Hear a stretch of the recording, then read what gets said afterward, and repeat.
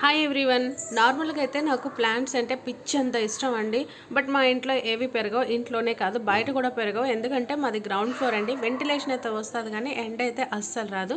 అందుకే మ్యాక్సిమం మా ఇంట్లో మనీ ప్లాంట్స్ అనేవి చాలా ఎక్కువ ఉంటాయి. నేను ఇంట్లో పెట్టే మనీ ప్లాంట్స్ని మంత్లీ వన్స్ అయితే ఇట్లా మొత్తం క్లీన్ చేస్తాను. ఎందుకంటే బాటిల్స్ మొత్తం నాచులా పట్టేస్తాయి, అంటే బ్లాక్గా పట్టేసి వాటర్లో పురుగుల్లా చేరుతాయండి.